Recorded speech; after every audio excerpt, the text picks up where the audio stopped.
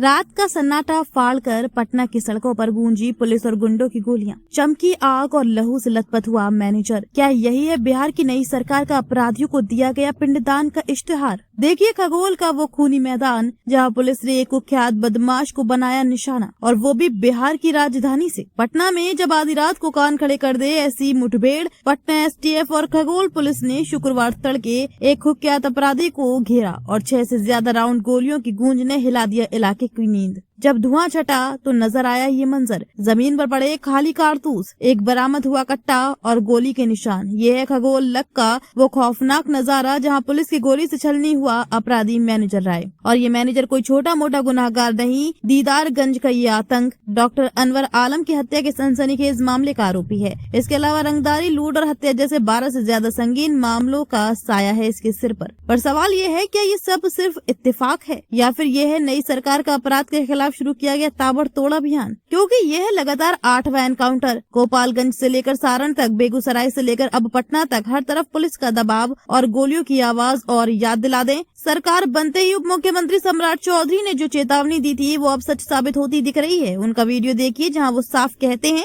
ये जो बालू माफिया, शराब माफिया, जमीन माफिया है, उसे या तो गया की जेल में बंद करूंगा, नहीं तो गया में पिंडदान देना शुरू करवा दूंगा। तो क्या आज का ये एनकाउंटर उसी पिंडदान की शुरुआत है? क्या बिहार में अब गुंडा राज की जगह कानून राज की बयार बहेगी, या फिर ये सब सिर्फ दिखावा है? देखते रहिए अपना पब्लिक न्यूज, क्योंकि बिहार की सड़कों पर अब आग और गोलियों का खेल शुरू हो चुका है और ये तो सिर्फ एक शुरुआत भर है। ब्यूरो रिपोर्ट, अपना पब्लिक न्यूज। तलाश रही थी, मैनेजर राय नाम से व्यक्ति है और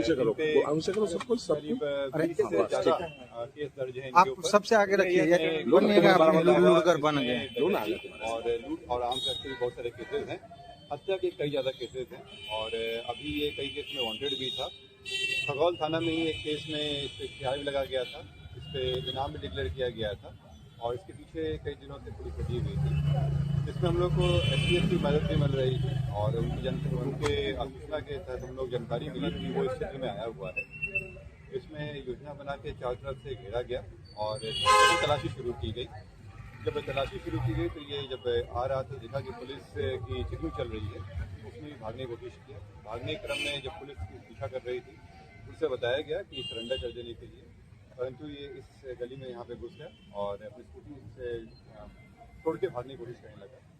क्योंकि ये बहुत से हत्या केस में वांटेड भी रहा है और भाग रहा था, तो पुलिस के द्वारा अभी कार्रवाई की गई। इस व्यक्ति के द्वारा 2 गोली फायर किया गया था और पुलिस की जवाबी कार्रवाई में भी 2 गोली फायर किया गया। उसको फायर घुटने के नीचे गोली लगने के बाद वो यहाँ गिर गया।